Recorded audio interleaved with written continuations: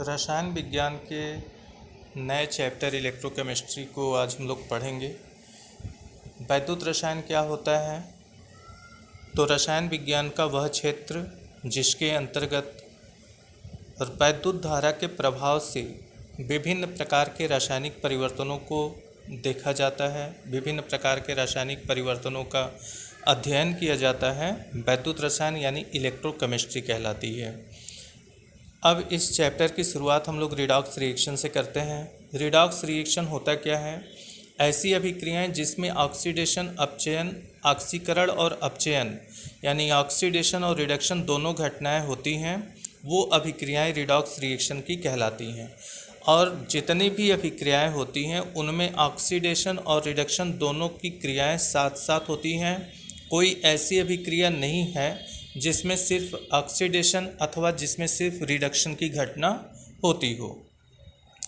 तो पहले हम ये जानें कि ऑक्सीडेशन क्या होता है और रिडक्शन क्या होता है। ऑक्सीडेशन का मतलब ये हुआ कि जैसे ऐसे आप समझ सकते हैं, सोडियम मेटल है, ये इलेक्ट्रॉन एक त्यागेगा तो सोडियम आयन के रूप में ये कन्वर्ट होगा, ठीक है। तो ये सोडियम परमाणु इलेक्ट्रॉन त्याग करके धन आयन के रूप में परिवर्तित हो रहा है। तो जिन अभिक्रियाओं में कोई पदार्थ इलेक्ट्रॉन त्यागता है वो घटना ऑक्सीडेशन की कहलाती है, और जो इलेक्ट्रॉन त्यागेगा उसे आप क्या कहेंगे? Reducing agent. क्या बोलेंगे उसको? रिड्यूसिंग एजेंट, ठीक है। रिड्यूसिंग एजेंट मतलब अपचायक। तो ऑक्सीकरण की घटना में इलेक्ट्रॉन के त्यागने की घटना होती है, ठीक है। मतलब पदार्थ इलेक्ट्रॉन को त्याग करके धन आयन के रूप में परिवर्तित होते हैं, और जो इलेक्ट्रॉन त्यागता है उसको हम कहते हैं अपचायक यानी रिड्यूसिंग एजेंट, ठीक है। दूसरा पॉइंट आता है आपका रिडक्शन का। तो रिडक्शन में क्या होता है कि इलेक्ट्रॉन त्याग करके ऋण आयन बनाने की टेंडेंसी होती है, क्रियाएं होती हैं, ठीक है। जैसे यहाँ पे आप देख सकते हो एग्जाम्पल में, आयरन मेटल है, ये दो इलेक्ट्रॉन त्याग करके फेरस आयन में परिवर्तित हो रहा है, तो घटना क्या हो जाएगी? ऑक्सीडेशन की। और जो हमारा आयरन था उसको क्या बोलेंगे आप? रिड्यूसिंग एजेंट यानी अपचायक, ठीक है। और इसी तरीके से यहाँ पे आप देखो कि जो क्यूप्रिक आयन है, क्यूप्रिक आयन दो इलेक्ट्रॉन को ग्रहण कर रहा है और ग्रहण करके उदासीन कॉपर एटम के रूप में परिवर्तित हो रहा है। उदासीन कॉपर परमाणु के रूप में ये परिवर्तित हो गया, तो इलेक्ट्रॉन ग्रहण करने की घटना रिडक्शन की कहलाती है, और जो तत्व या पदार्थ इलेक्ट्रॉन को ग्रहण करते हैं उनको ऑक्सीकारक कहते हैं यानी ऑक्सीडाइजिंग एजेंट कहते हैं। हैलोजन फैमिली आवर्त सारणी में जो आप पढ़ते हैं, फ्लोरीन, क्लोरीन, ब्रोमीन, आयोडीन, वो सब के सब आपके क्या हैं? ऑक्सीकारक हैं, क्योंकि वो इलेक्ट्रॉन को ग्रहण करके ऋण आयन बनाने की टेंडेंसी रखते हैं। उसी तरह से जो मेटल्स होते हैं उनको हम अपचायक कहते हैं, क्योंकि वो इलेक्ट्रॉन त्याग कर धन आयन बनाने की टेंडेंसी रखते हैं, ठीक है। तो अब यहाँ पे आप देख सकते हो रासायनिक अभिक्रिया यहाँ दिखाई भी गई है। कॉपर सल्फेट के विलयन में जिंक की छड़ डालने पर जिंक सल्फेट का विलयन बनता है और कॉपर अलग हो जा रहा है। तो कॉपर सल्फेट में कॉपर पे दो धनावेश हैं, और जो अभिक्रिया के बाद अंत में हमारा कॉपर प्राप्त हो रहा है उसके ऊपर कोई आवेश नहीं, यानी धन आवेश पूरी तरह समाप्त हो जा रहा है। तो इलेक्ट्रॉन ग्रहण करने के कारण चूँकि दो धनावेश है तो निश्चित रूप से ये दो इलेक्ट्रॉन ग्रहण किया होगा, तब इसका दो धनावेश दो ऋण आयन के द्वारा समाप्त होकर के जीरो की अवस्था में आ जा रहा है। तो इलेक्ट्रॉन, इसका मतलब यहाँ ग्रहण करने की घटना हो रही है, तो ये प्रोसेस क्या कहलाएगा? रिडक्शन का। और जिंक जो मेटल है उदासीन के रूप में जिसके ऊपर कोई चार्ज नहीं है, ये जिंक सल्फेट के रूप में जब परिवर्तित होता है तो जिंक पर दो धनावेश आ जाते हैं। तो इसका अर्थ ये हुआ कि जिंक इलेक्ट्रॉन को त्याग रहा है, मतलब इसका क्या होगा? ऑक्सीडेशन हो रहा है, ठीक है।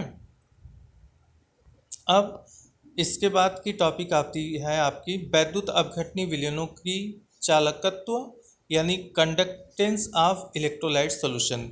तो क्या होता है कंडक्टेंस? जानने के लिए ये जानो कि जैसे हम ओम के नियम में पढ़ते हैं V=IR, ये आप पढ़े हैं, उसी तरीके का ये फार्मूला जो है ये वैद्युत अपघट्य के विलयनों पर भी लागू होता है, क्योंकि वैद्युत अपघट्य का जो विलयन होता है वो विद्युत का चालक होता है, ठीक है, क्यों? जैसे मान लो आप सोडियम क्लोराइड वैद्युत अपघट्य आप लेते हैं, जल में जब इसको आप घोलेंगे तो घोलने के बाद वैद्युत धारा के प्रवाह से ये सोडियम आयन और क्लोराइड आयन में परिवर्तित हो जाता है। तो सोडियम आयन क्लोराइड आयन ये जो दोनों अपोजिट आयन्स बनते हैं ये आवेश वाहक का काम करने लगते हैं और वैद्युत अपघट्य का जो विलयन होता है वो विद्युत का सुचालक बन जाता है। ठीक है, तो पहले ये जानिए आप कि वैद्युत अपघट्य विलयन का प्रतिरोध क्या है।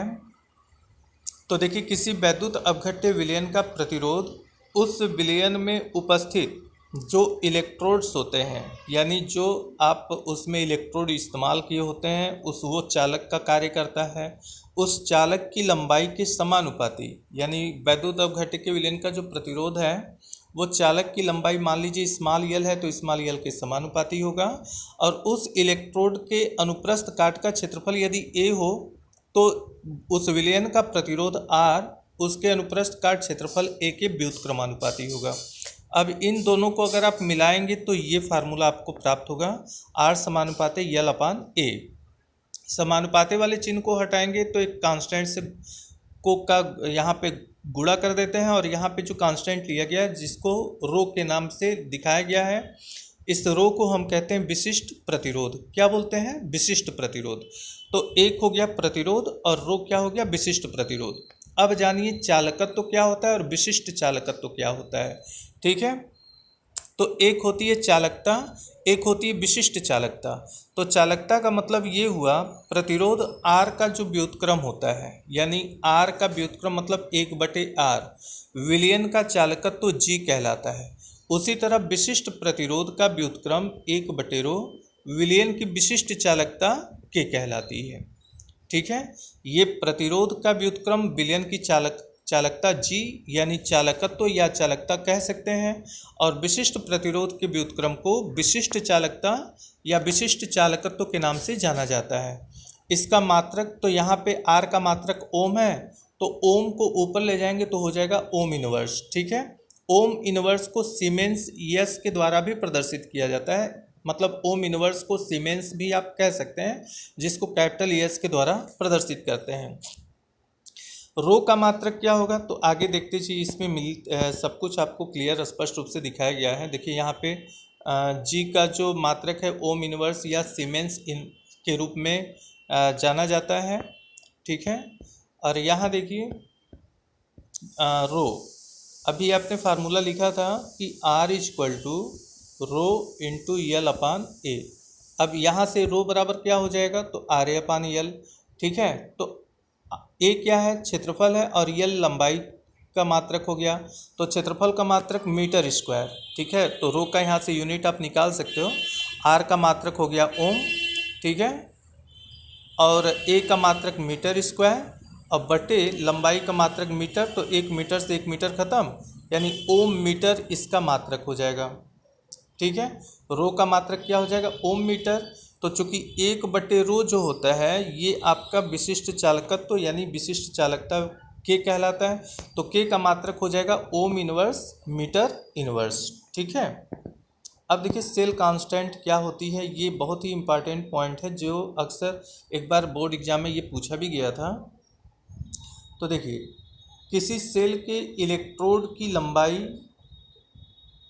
तथा उसके अनुप्रस्थ काट का क्षेत्रफल A अपरिवर्तित राशियां हैं, यानी कि किसी सेल में जो इलेक्ट्रोड ये एनोड कैथोड लगे होते हैं इनकी एक तो लंबाई कांस्टेंट होती है, और इनके अनुप्रस्थ काट का ये जो क्षेत्रफल है ये A ये भी कांस्टेंट होता है। तो इन दोनों का जो अनुपात होगा यानी यल अपान ए का जो अनुपात होगा ये भी क्या हो जाएगा? कांस्टेंट होगा। ठीक है, तो यहाँ पे आप देख सकते हो R बराबर चूँकि यल अपान ए होता है, और रो के जगह पे 1/K हम लिख सकते हैं। अभी इसके पहले आपने पढ़ा भी है कि रो बराबर K बराबर 1/ρ या फिर रो बराबर 1/K। ठीक है, तो K बराबर यहाँ से आप निकाल सकते हैं, K बराबर क्या हो जाएगा? 1/R इंटू रो यल अपान ए। अब यहाँ ये जो राशि यल अपान ए दिख रही है ये एक कांस्टेंट राशि होती है, क्योंकि इलेक्ट्रोड की लंबाई और इलेक्ट्रोड के अनुप्रस्थ काट का क्षेत्रफल दोनों कांस्टेंट होता है, और इन दोनों का जो अनुपात होगा वो भी एक कांस्टेंट होगा, और उस कांस्टेंट को स्मॉल यक्स के द्वारा प्रदर्शित किया गया है और यक्स बराबर L/A, इसी को कहते हैं सेल का सेल कांस्टेंट। यही यक्स जो है ये सेल का क्या कहलाता है, सेल कांस्टेंट कहलाता है। अब इसका मात्रक अगर आप देखें तो मीटर इनवर्स लिखेंगे आप, ठीक है, लेकिन परीक्षाओं में चूंकि मीटर इलेक्ट्रोड मीटर में नहीं यूज किए जाते हैं, वो सेंटीमीटर में ही होते हैं।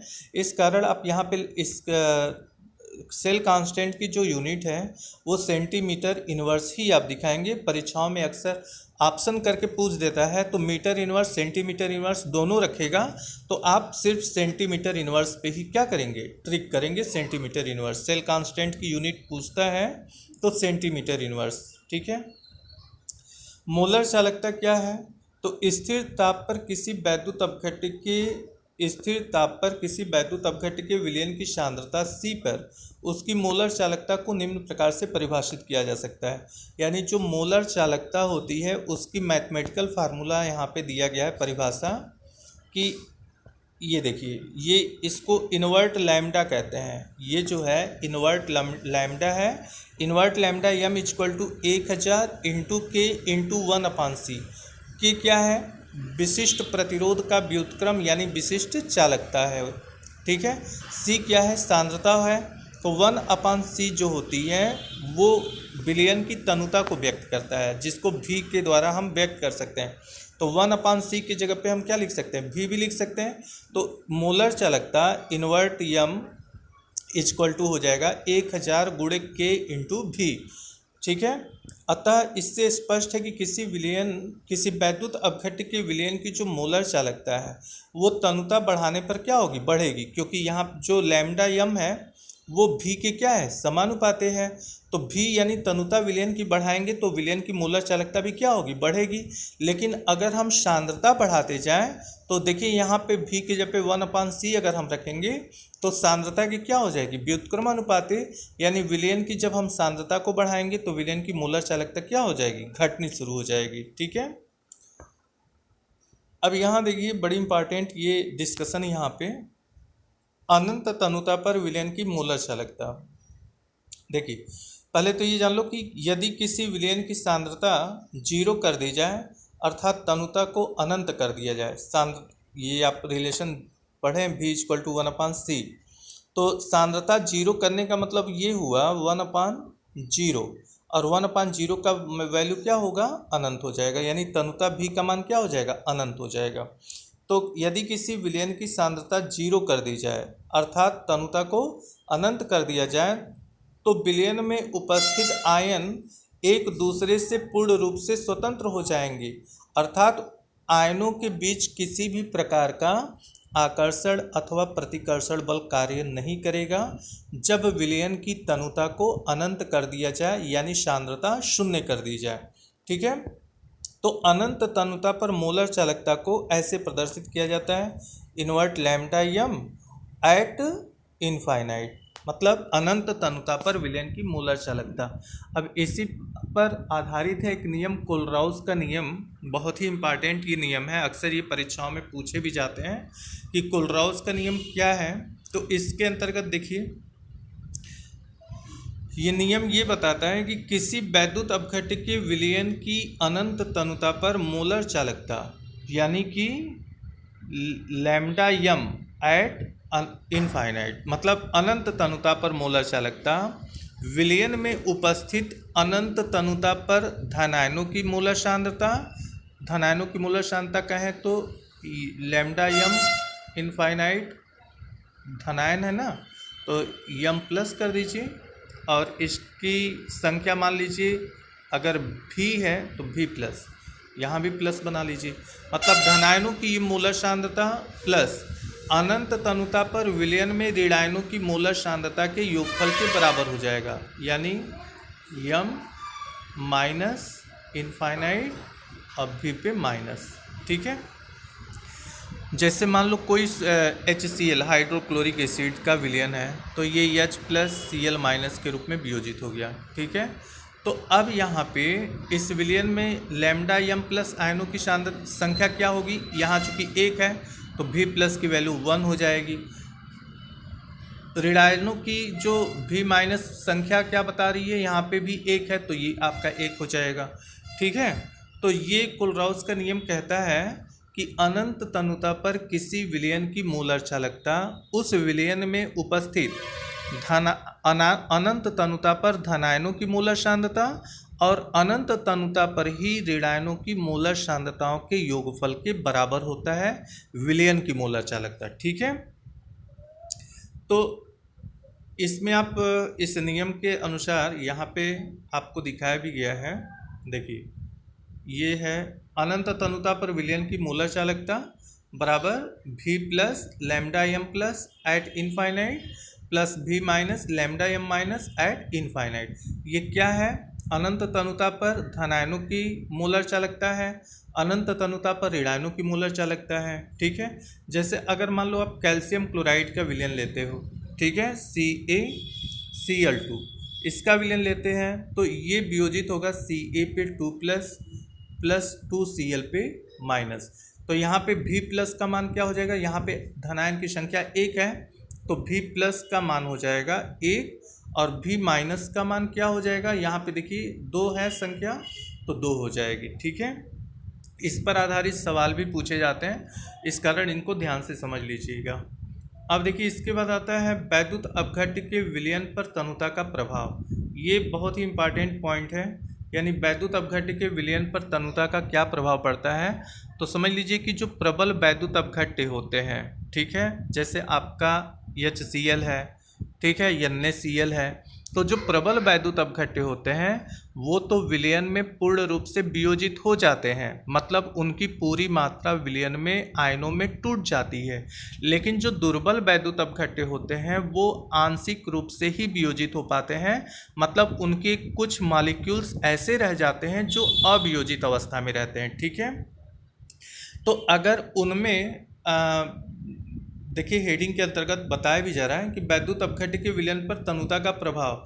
अगर प्रबल और दुर्बल वैद्युत अपघट्य के दोनों प्रकार के विलयनों की तनुता बढ़ाई जाए, मतलब सांद्रता को घटाया जाए, ठीक है, तो उस विलयन पर क्या प्रभाव पड़ेगा, उसकी मूलर चालकता पर क्या प्रभाव पड़ेगा। तो जैसे दो समझिएगा, यहाँ पे एक प्रबल वैद्युत अपघट्य का बीकर है, ये दुर्बल वैद्युत अपघट्य का बीकर है। ये स्ट्रांग है, स्ट्रांग, और ये वीक है। ठीक है, मतलब वीक, दुर्बल वैद्युत अपघट्य का। तो प्रबल वैद्युत अपघट्य के विलयन में मॉलिक्यूल पूर्ण रूप से आयनों में ये वियोजित हो जाते हैं, लेकिन दुर्बल वैद्युत अपघट्य का जो विलयन होता है उसमें कुछ मॉलिक्यूल आयनों में वियोजित हो पाते हैं और कुछ आयनों में वियोजित नहीं, कुछ अवियोजित अवस्था में रह जाते हैं। ठीक है, तो अगर तनुता बढ़ानी हो तो निश्चित रूप से विलायक की मात्रा इसमें भी मिलानी होगी और इसमें भी मिलानी होगी। मतलब तनुता बढ़ाने का मतलब हुआ सॉल्वेंट की मात्रा को बढ़ाते जाओ। ठीक है, तो जब इसमें आप प्रबल वैद्युत अपघट्य के विलयन में सॉल्वेंट मिलाएंगे, सॉल्वेंट मान लीजिए यहाँ पे हम H2O रखते हैं, अगर H2O की मात्रा इसमें मिलाएंगे तो इसमें क्या होगा कि जो धन आयन और ऋण आयन होंगे, ठीक है, जो वैद्युत अपघट्य के अपोजिट आयन्स होंगे, इनके बीच की दूरी थोड़ी बढ़ेगी।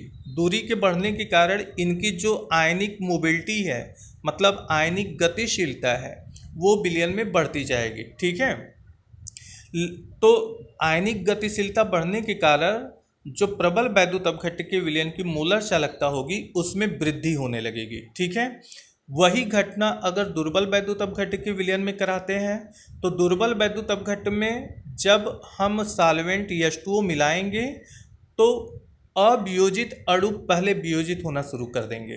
ठीक है, दूसरी बात, आयनों के बीच की दूरी भी बढ़ने लगेगी, तो अवियोजित अणुओं का वियोजन शुरू हो जाएगा, आयनों के बीच की दूरी बढ़ने लगेगी, जिसके कारण इसकी जो मोलर चालकता होगी वो प्रबल वैद्युत अपघट्य की तुलना में बहुत तेजी से आगे बढ़ेगी। ठीक है, मतलब दुर्बल वैद्युत अपघट्य की मोलर चालकता प्रबल वैद्युत अपघट्य की तुलना में काफ़ी तेजी से आगे बढ़ती है। और इसका क्या कारण है? तो दो ही कारण है कि दुर्बल वैद्युत अपघट्य के विलयन में अवियोजित अणु वियोजित होना शुरू हो जाते हैं जब आप सॉल्वेंट को मिलाओगे तो। ठीक है, तो जब अवियोजित अणुओं का वियोजन शुरू हो जाएगा तो आयनों की सांद्रता बढ़ेगी। ठीक है। और दूसरी बात ये है कि आयनों के बीच की दूरी भी बढ़ने लगेगी, तो दो दो घटनाएं दुर्बल वैद्युत अपघट्य के केस में हो रही हैं, जबकि प्रबल वैद्युत अपघट्य के विलयन में तो सभी जो वैद्युत अपघट्य की मात्रा है वो तो पूर्ण रूप से आयनों में टूट चुकी है। तो इसमें सॉल्वेंट जब आप मिलाएंगे तो अब वियोजन की घटना नहीं होगी, सिर्फ वियोजित आयनों के बीच दूरी बढ़ती है, जिससे केवल आयनिक मोबिलिटी बढ़ती है। तो इसमें जो मोलर चालकता में वृद्धि होगी दुर्बल वैद्युत अपघट्य की तुलना में कम होगा। ठीक है, तो इसके बारे में यही बताया गया इसमें। नेक्स्ट आपका पॉइंट आता है टॉपिक इलेक्ट्रोलिसिस वैद्युत अपघटन। वैद्युत अपघटन क्या होता है? तो वैद्युत विसर्जन के प्रभाव से वैद्युत अपघट्य का विपरीत आयनों में टूट जाना, देखिए यही घटना वैद्युत अपघटन की कहलाती है।